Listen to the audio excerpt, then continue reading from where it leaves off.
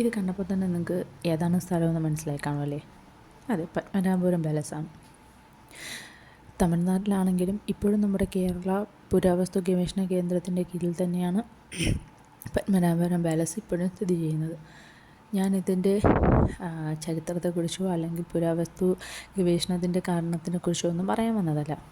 ഞാൻ എൻ്റെ ഒരു ബാല്യകാല ഓർമ്മയെക്കുറിച്ച് പറയാൻ വേണ്ടിയിട്ടാണ് കേട്ടോ ഈ ചിത്രങ്ങൾ നിങ്ങൾക്ക് ഷെയർ ചെയ്യുന്നത്.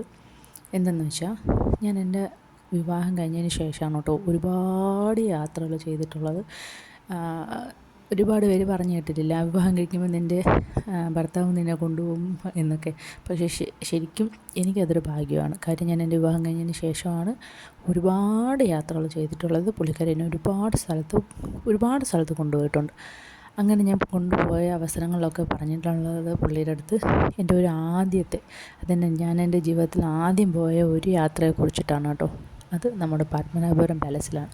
അതായത് ഞങ്ങളുടെ സ്കൂളിൽ നിന്നും ഒരു എക്സ്കർഷൻ, ഒരു വൺ ഡേ എക്സ്കർഷൻ പോകാൻ സ്കൂളിൽ നിന്നും ടീച്ചർമാർ വന്ന് പറഞ്ഞപ്പോൾ ഞാൻ എൻ്റെ വീട്ടിൽ പോയി വാശി പിടിച്ച് നിർബന്ധം പിടിച്ച് പോയ സ്ഥലമാണ് ഈ പത്മനാഭപുരം പാലസ്. അതുവരെ ഞാൻ എൻ്റെ വീട്ടിൽ നിന്ന് അടുത്തുള്ള ഏതെങ്കിലും പ്ലേസിൽ പോയിട്ടില്ല. ഇങ്ങനെ ഒരുപാട് പേരോട് ഒരു വൈബായിട്ട് ഒരിടത്തും പോയിട്ടില്ല. അങ്ങനെ ഞാൻ വാശി പിടിച്ച് പോയൊരു സ്ഥലമാണ് കേട്ടോ നമ്മുടെ പത്മനാഭപുരം പാലസ്. അതായത് എൻ്റെ ജീവിതത്തിൽ ഞാൻ ആദ്യമായിട്ട് സന്തോഷിച്ച് അടിച്ചു പൊളിച്ച് പോയ ഒരു യാത്ര. അന്ന് ഇതിൻ്റെ പ്രാധാന്യമോ അല്ലെങ്കിൽ ഇതിൻ്റെ ചരിത്രമൊന്നും അറിയില്ല. 5ാം ക്ലാസ്സിൽ പഠിക്കുന്ന സമയത്ത് അതിനുള്ള ഒരു പക്വതയില്ല. എൻ്റെ മനസ്സിലുണ്ടായിരുന്നത് ഫ്രണ്ട്സിൻ്റെ കൂടെ പോകണം, ഒരു യാത്ര പോകണം, അത് എവിടെയോ ഏതോ ഒരു സ്ഥലത്ത് പോയി കൂട്ടുകാരോടെ എല്ലാം അടിച്ച് പൊളിച്ച് തിരിച്ച് വരണം എന്നൊക്കെ ഉള്ള ഒരു സന്തോഷം. അന്ന് എനിക്ക് തോന്നുന്നു ഈ 90s അറിയാൻ പറ്റുമായിരിക്കും. നമ്മുടെ തിരുവനന്തപുരത്ത് നിന്നും പഠിച്ചിട്ടുള്ള സ്കൂളുകളിൽ നിന്നും പോകുന്ന മെയിൻ സ്ഥലങ്ങളിൽ ഒന്നായിരുന്നു പത്മനാഭപുരം പാലസ്. പിന്നെ നമ്മുടെ മ്യൂസിയം, പ്ലാനറ്റോറിയം, പത്മനാഭപുരം പാലസ്. പിന്നെ അന്ന് വിഴിഞ്ഞത്തൊരു അക്വേറിയം ഉണ്ടായിരുന്നു, അക്വേറിയം. പിന്നെ ഈ പത്മനാഭപുരം പാലസ് കഴിഞ്ഞാൽ പിന്നെ ഉള്ളത് ഒരു വാട്ടർഫോൾസ്, തൃപ്പരപ്പ് വാട്ടർഫോൾസ്. അതൊക്കെയായിരുന്നു ഞങ്ങളുടെ ലിസ്റ്റിൽ അന്നുണ്ടായിരുന്ന സ്ഥലങ്ങൾ.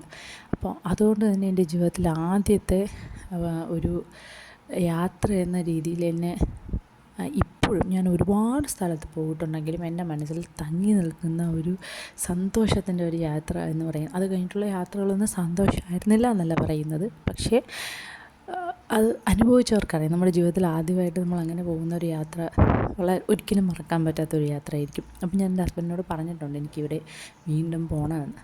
അപ്പോൾ ഇപ്പം ഞങ്ങൾ പോയപ്പോൾ അതിൻ്റെ അകത്ത് ഒരുപാട് സ്ഥലം മുമ്പത്തെ പോലെയല്ല, കുറേയൊക്കെ പ്രവേശനമില്ല എന്നും പറഞ്ഞ് ഇത് ചെയ്തിട്ടുണ്ട്. എന്ന് വെച്ച് കഴിഞ്ഞാൽ ഒരുപാട് ഡാമേജ് ഉണ്ടെന്ന് പറയുന്നു.